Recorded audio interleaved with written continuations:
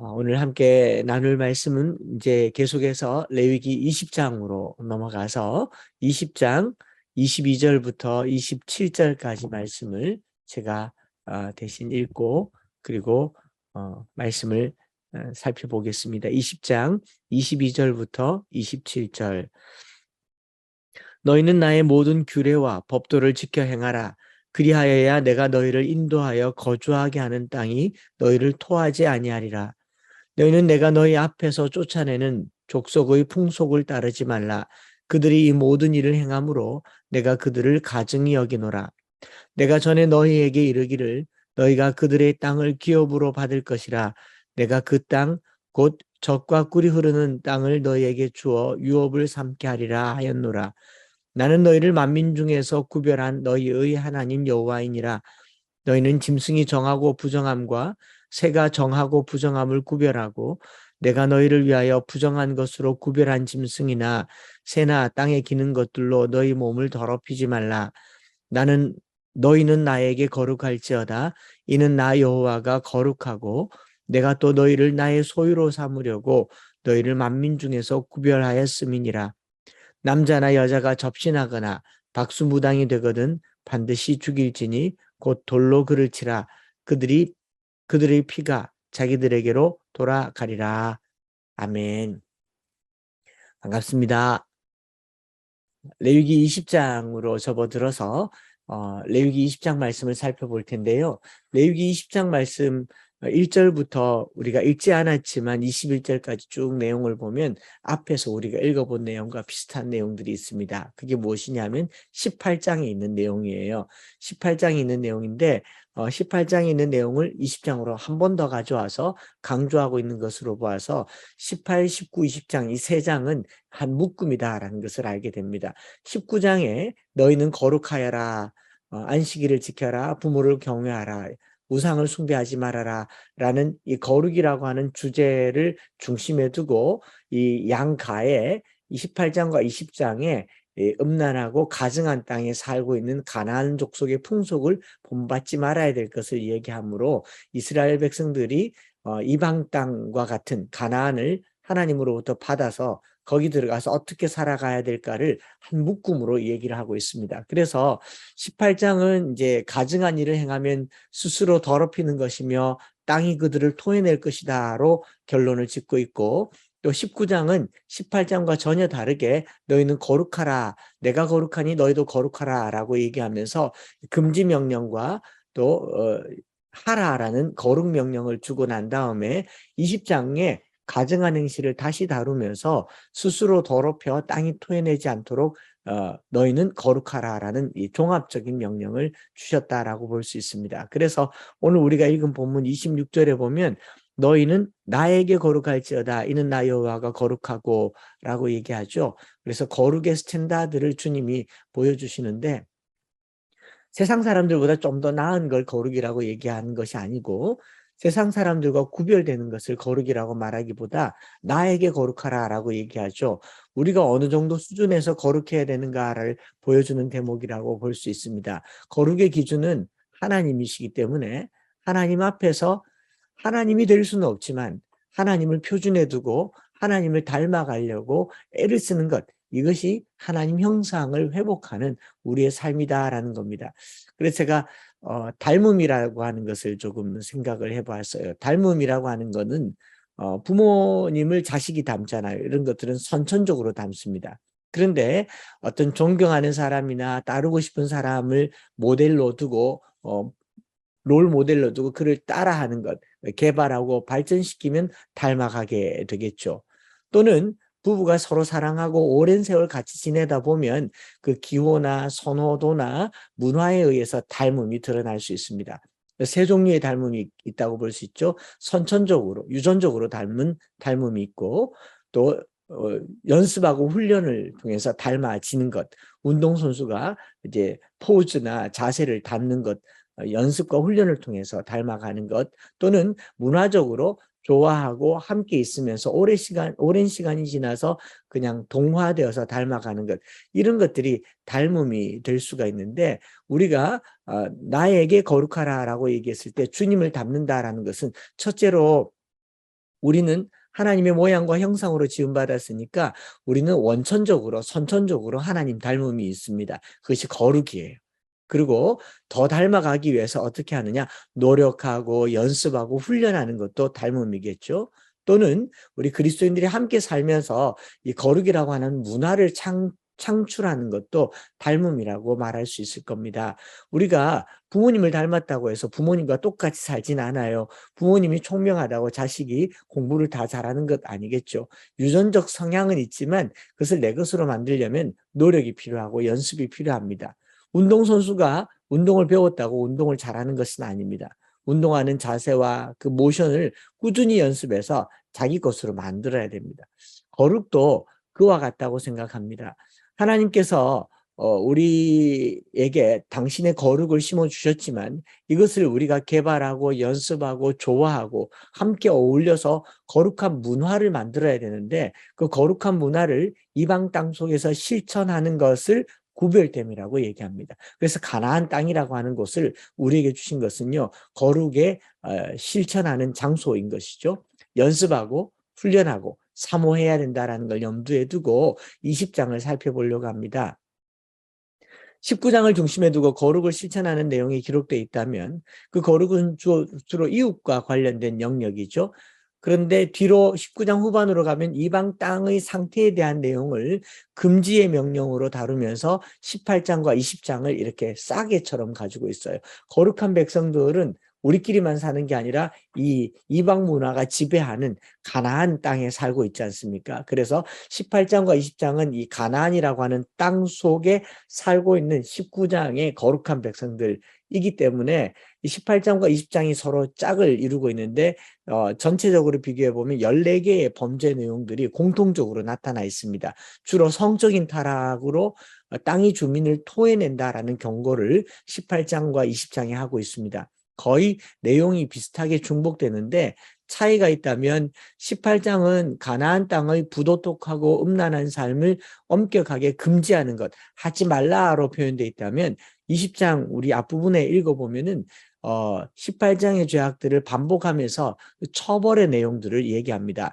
20장에서는 18장에서 금지한 부도덕하고 음란한 죄악들을 저지르면 그 결과가 어떻게 되는지 돌로 칠 것이라 반드시 죽일 것이라 심지어는 그들과 함께 불사를 지니라 혹은 무사히 죽을지니라 이런 하나님의 저주와 처벌들이 강하게 나와 있어요. 18장에 하지 말라 그리고 20장에 돌로 쳐라 죽여라 이렇게 말씀을 하는 것은 하나님이 무섭다 혹은 벌이 중하다라는 것보다 그 본질에 있어서 벌이 얼마나 큰지를 생각하게 하면서 하지 말라라고 하는 경고인 것이죠. 얼마 전 뉴스에 보니까 우리나라가 이제 마약 청정국이 아니다라고 하면서 마약 사건으로 연예인이 구속되는 그런 사건을 통해서 이 마약 전문 상담가가 나와서 한 말이 있었죠. 단 한 방울이라도 0.00001mm라도 그건 한 번이 결정적인 영향을 준다. 서서히 젖어드는 게 아니라 단 한 번으로 인생은 끝날 수 있다라고 하는 것을 본인의 경험을 빗대어서 얘기한 내용을 들어봤습니다. 우리가 어떤 일의 결과를 미리 안다라고 하는 것은 그것에 대한 경각심을 일깨워주는데 충분한 결과가 될 수 있습니다.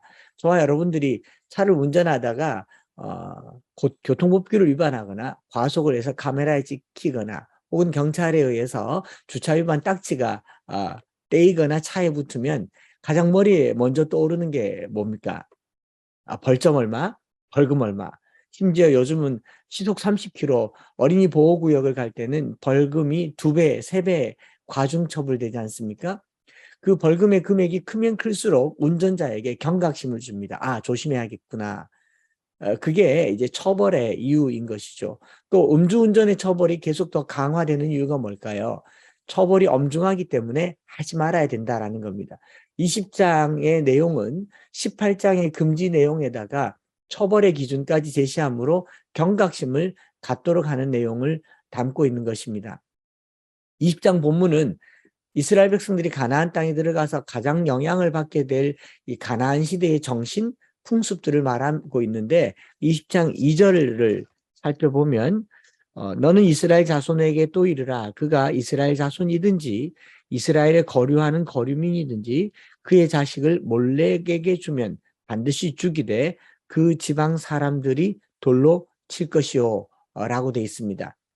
2절에도 말씀하고 또 3절에도 한 번 더 말하고 있는데, 이게 레위기 18장 21절에 보면 너는 결탄코 자녀를 몰렉에게 주어 불로 통과하게 말아서 하나님의 이름을 욕되게 하지 말라라는 것을 20장에 와서는 어떻게 해요? 돌로 칠 것이요, 반드시 죽일 것이요 라고 얘기하고 그 백성 중에서 끊으리라 라고 3절에서 얘기하고도 있습니다.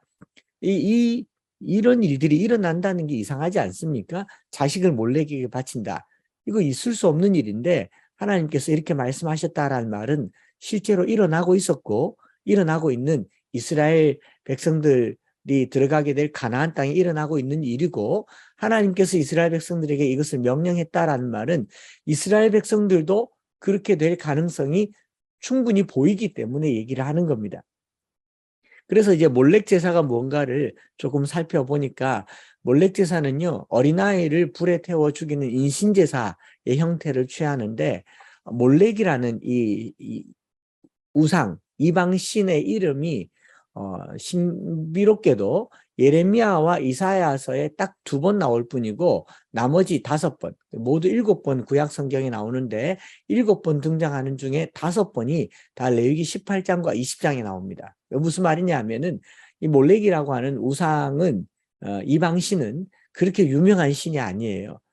가나안 땅에 이방 신의 유명한 이방 신은 바알 신이죠.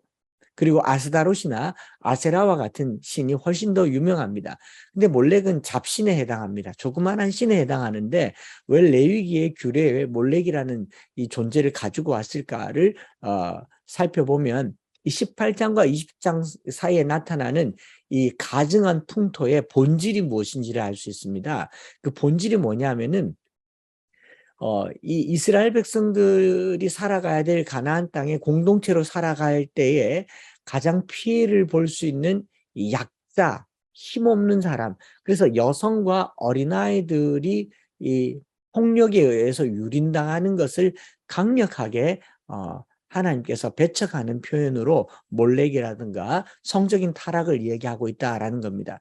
세상에 이 이방 땅에 살고 있는 이 세상의 정서가 뭐냐면은 저와 여러분들이 알고 있는 것처럼 강자에게는 약하고 약한 자에게는 강한 게 이 세상이에요. 센 사람한테는 우리는 그냥 깨갱합니다. 그러나 좀 약한 사람이 있으면 꾹 눌러버리는 게 이게 세상의 논리지 않습니까? 공동체에서 가장 연약하고 소외당하고 무시당하기 쉬운 존재가 어린아이와 여성들인데, 좀 더 확대해서는 힘없는 노인, 또 경제 능력 없는 부모님들이 포함되죠. 이런 강력한 다른 우상인 바알과 아세라가 아닌 몰렉을 언급하는 것은 바로 몰렉 숭배 자체가 힘없고 자기 결정권이 약한 어린아이를 불태워 죽이는 것과 같은 이야기인 거죠. 어린아이들은 어른들의 목적을 이루는 수단으로 사용될 수 있습니다. 이게 가나안 땅의 풍습이에요. 어른들의 탐욕스러운 욕심을 채우기 위해서 어린아이들이 희생당하는 게 오늘 우리 시대의 정서입니다. 우리나라가 출산율이 낮다라는 것을 사회의 문제로 이슈로 삼지만, 이 출산과 관련해서 여성들의 인권을 주장하고 강화시키는, 또 양성평등을 이야기하는 그 과정에서 정작 희생자는 누구이냐? 앞으로 태어나게 될 자녀들이죠. 태의 형성도 되기 전에, 그렇다고 해서 성적인 관계들이 없어지는 것이 아니라 더 문란하게 성행위들이 자행되고 있는데 출산율이 더 낮아진다. 이것이 몰렉에게 자식을 바치는 것과 똑같은 이야기라는 것입니다. 어떤 여성단체에서 내 태는 나의 것이니 내가 임의로 할 수 있게 해달라고 자기 인권을 얘기합니다. 또는 어떤 성적인 접촉들이 남성이든 여성이든 나의 자유다라고 얘기할 때 그 관계에서 가장 희생당하는 게 누구냐? 어린아이라는 거죠. 이 땅에 빛도 보지 못하고 죽어가는 어린아이들 때문에 사회 저변이 흔들리는, 출산율이 낮아지고 고령화가 촉진되는 이 모든 것들이 몰렉 우상 숭배입니다. 어린아이나 여성들이 권력과 힘에 의해서 유린당하는 것, 이것이 가나안의 풍토와 문화인 것이고, 레위기는 이 한나라의 기초인 공동체와 가족이 어떻게 건강하게 세워질까, 이 사회 공동체를 만들 수 있을까를 위해서 가정과 자녀, 그리고 특별히 여인들을 향한 배려가 아주 깊게 배어 있는 내용이 바로 18장과 20장에 있는 이야기다라는 것이죠. 같은 맥락에서 또 9절에서도 우리가 조금 더 살펴보려고 하는 게 자기 아버지와 어머니를 저주하는 자는 반드시 죽일지니라 라고 되어 있습니다. 자기 아버지나 어머니를 저주하였은즉 그 피가 자기에게로 돌아가리라 라고 얘기를 하는데, 자식들이 부모를 저주하는 일이 잘 있겠습니까? 그런데 잘 없을 것 같은데 이게 왜 일어나느냐? 저주한다라고 번역된 히브리어 칼날이라고 하는 단어는요, 이 부모를 아주 독하게 저주하는 게 아니라 사전적인 의미는 가볍게 여긴다, 무시한다, 쉽게 생각한다라는 표현을 포함하고 있습니다. 언제 자식들이 부모를 쉽게 여깁니까? 꼰대 취급하고 미워하고 증오하고, 오늘 이 사회가 겪고 있는 부모와 자녀 간의 갈등, 자녀들은 어찌해서든지 사춘기 이후로부터 부모로부터 독립하려고 애를 쓰고, 심지어는 대학 갈 때에도 지방으로 간다거나 제주대학에 원서를 그렇게 많이 쓴대요. 집을 떠나고 싶어하는 자녀들의 마음속에는 부모와 자녀 간의 관계에 이 담을 쌓는 것, 이것이 크게 나타나고, 나중에 자녀들이 경제 능력이 있고 독립하게 되면 부모는 자녀들에 의해서 쉽게 무시당하기가 쉽죠. 자식을 몰래게게 또 부모를 저주하는 이 세대의 끔찍한 일이 일어나는 이유는요, 힘의 잘못된 사용에 의해서 나타나는 겁니다. 여성들이 성적으로 유린되는 것도 힘의 잘못된 사용에 의해서 나타나는 겁니다. 힘은 지배하고 부리기 위해서 주어지는 것이 아니라 책임지고 돌보고 보존하고 보호하기 위해서 주어지는 것이죠. 우리 성경에도 그렇게 말하고 있지만 스파이더맨서 1장 1절에도 그런 표현이 있습니다. 큰 힘에는 큰 책임이 따른다. Great power always comes with great responsibility. 유명한 말이잖아요. 큰 힘에는 큰 책임이 따른다고 하는데, 오늘 이 사회를 지배하고 있는 가나안의 정서는 뭐냐면은 큰 힘은 큰 지배를 따른다는 거죠. 돈이 돈을 낳고 힘이 또 다른 힘을 만들고 약자는 계속 약해져야 되는 이런 대결 구도 속에서 결국 누가 유린당하느냐? 어린아이, 여성, 힘없는 부모님들이 유린당하는, 이것을 애굽 땅과 가나안의 풍습이다라고 18장과 20장에 이야기하고, 그 사이사이에 꾸준하게 성적인 부도덕에 대한 이야기가 나오죠. 폭력에 의해서, 권력에 의해서 성이 남용되고 남성이 가지고 있는 힘이 소위 말해서 정력이 되어서 나타나는 이런 형태를 이야기하고 있는가 하면, 20장에서는 좀 더 확대되어서 이 18장에서는 주로 남성을 주어로 사용하고 있는데 20장에서는 동침이라는 표현을 씁니다. 성의 문제를 18장에서는 폭력의 문제로 다루고 있지만 20장에서는요, 서로를 향한 탐욕 그리고 정력의 문제로 다루고 있는 것, 이것이 다 가나안의 풍속과 애굽의 풍속이다라는 것을 얘기하면서요, 우리 그리스도인들이 그 땅 속에 살면서 거기에 물들지 않게 하기 위해서 어떻게 해야 되느냐, 규례와 법도를 지켜라라는 말을 꾸준히 얘기하는 거죠. 22절에 보면 너희는 나의 모든 규례와 법도를 지켜 행하라. 이 규례라는 단어가 좀 중요한 단어인데요, 히브리 말로 후카라고 얘기합니다. 후카. 이 후카라는 이 규례라는 말을 사전에 찾아보면요, 매너라고 되어 있어요. 혹은 커스텀이라고 되어 있습니다. 이 규례라는 표현을 국어사전에 넣어보면 일정한 규칙과 정례라고 설명합니다.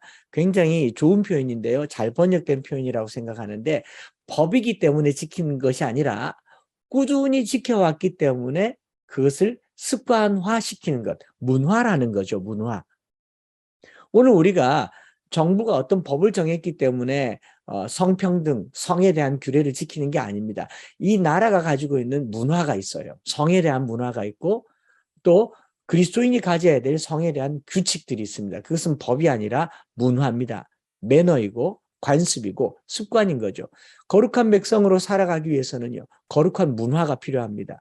거룩한 연습이 필요하고 거룩한 훈련이 필요합니다.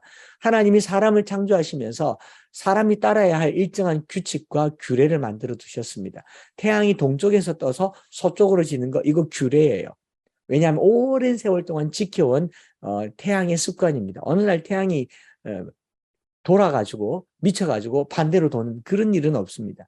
규례라고 하는 것은 사람이 따라야 될 일정한 규칙과 규율이라고 하는 것이죠. 말 배우는데 시간이 걸리고 말을 익숙하게 하면 잘하게 됩니다. 더 잘하는 사람은 랩 수준으로 잘하게 됩니다.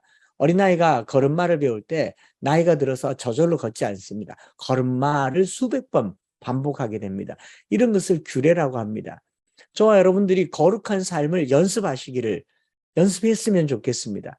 그렇게 연습하지 않을 때 규례와 법도가 깨지면 나타나는 결과가 무엇이냐면 땅이 토해낸다라는 거죠.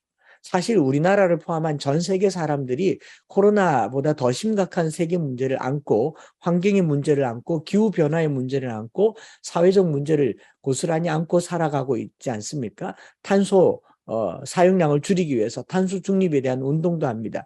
홍수, 태풍, 지진, 쓰나미, 산불, 허리케인 예외 없이 우리는 땅이 토해내는 것을 보고 있습니다. 왜 그럴까요? 우리가 살아가고 있는 삶의 습관을 잘못 가지고 가고 있기 때문이죠.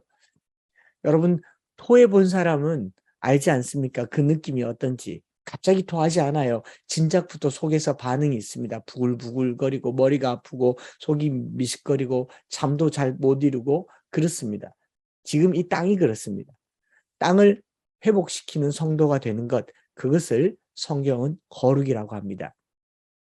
하나님께서 저와 여러분들이 이 땅에 살아가면서 이 땅을 회복시키도록 연습하고 훈련하라고 거룩이라고 하는 규례를 주셨어요. 그리고 그것을 힘겹게 지키는 게 아니라 즐겁게 지키는 것, 아내와 함께 즐겁게 사는 것, 자녀들과 함께 즐겁게 사는 것, 이것이 바로 거룩이며 하나님의 규례와 법도다라는 것을 생각하면서요. 21절, 22절 우리가 읽은 말씀 한 번만 더 살펴본다면 규례와 법도를 지켜 행하라. 그리하여야 내가 너희를 인도하여 거주하게 하는 땅이 너희를 토하여 내지 아니하리라. 이 22절에 인도하여 거주하게 하는 땅이란 말에 우리가 밑줄 그어 볼 만하다 생각합니다. 밑줄을 그어두면요. 우리가 살고 있는 땅이 어떤 땅이냐? 하나님이 우리를 인도하여 드리는 땅이에요. 신기하게도 땅은 똑같은 땅인데 가나안 백성들이 살았을 때는 땅이 토하여 내칩니다. 그런데 이스라엘 백성들이 거기 들어가니까 젖과 꿀이 흐르는 땅이 됩니다. 땅이라고 하는 것 자체는 그냥 빈 땅이었지만 거기 누가 사느냐에 따라서 땅의 형질이 바뀐다라는 것, 이게 하나님의 백성의 존재 이유입니다. 가나안 백성들이 살고 있는 땅은 땅이 그들을 토해냅니다. 그러나 그리스도인들이 살고 있는 땅은 거룩한 땅이요 젖과 꿀이 흐르는 땅인 겁니다. 우리는 세상의 법을 바꿔서 나라가 바뀔 거라는 생각을 하지만요. 그게 아니라 우리가 거룩하게 사는 것이 땅을 바꾸는 것이고 세상을 바꾸는 일이라는 것을 다시 한번 기억하셔야 됩니다. 하나님께서 이스라엘 백성들을 애굽에서 끄집어내어서 가나안 땅에 살게 하는 것을 구원이라고 하지만 하나님의 더 큰 빅픽처에는 그 땅의 죄악이 관영하기 때문에 이들을 몰아내고 이스라엘 백성들을 넣어서 그 땅을 거룩한 땅으로 젖과 꿀이 흐르는 땅으로 만들어 가려고 하는 빅픽처에 해당하는 겁니다. 저와 여러분들이 이 땅에 사는 이유, 이 땅에 존재하는 이유는요. 땅을 고치시고 이 땅을 회복시키시는 하나님의 이 복의 근원이 되라고 하시는 빅픽처에 있다라는 것을 믿으시기 바랍니다. 온 세계가 환경 문제로 또 쓰레기, 재활용 여러 가지 것들로 몸살 앓고 있을 때 우리는 거룩한 백성이 되어서 땅을 고치시고 땅을 순환하게 하는 것, 이것이 거룩의 기본, 구별된 삶이라고 하는 것이죠. 세상 풍속과 다른 삶을 사는 겁니다. 그 다른 삶을 우리의 규례로, 문화로 만들어서 지켜가는 것. 여운학 장로님께서 하신 말씀 중에 그런 표현, 우리가 303 비전이란 말을 쓰잖아요. 한 나라의 문화를 바꾸는데 1, 2년으로 바꿀 수 있는 게 아니다. 30년이 되면 하나의 문화가 정착된다라고 했어요. 우리 그리스도인들에게 그리스도인 문화가 있습니다. 그 문화를 만들어가기 위해서 거룩이라는 삶의 습관을, 풍속을 만들고 그 풍속에는 약한 자를 배려하고 내가 가지고 있는 최선의 힘으로 돌보고 우리의 삶을 거룩으로 만들어가는 거룩의 옷 입는 저와 여러분들 되시기를 주님의 이름으로 축복을 드립니다. 기도하겠습니다. 너희는 나에게 거룩하라 말씀하신 하나님, 우리가 이 땅에서 거룩한 백성이 되어야 할 이유를 발견하는 것 같습니다.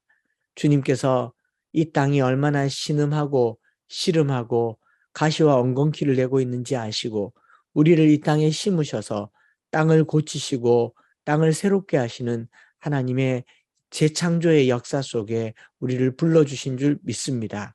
오늘이라고 하는 하루를 살고 이번 주라고 하는 한 주를 살고 올해라고 하는 한 해를 살아가면서 우리의 삶의 의미가 거룩을 향하여 하나님께 거룩하고 이 땅을 향하여 구별된 삶을 삶으로 내가 가지고 있는 힘과 에너지와 물질이 땅을 회복해 하는데 쓰임받게 하여 주옵소서.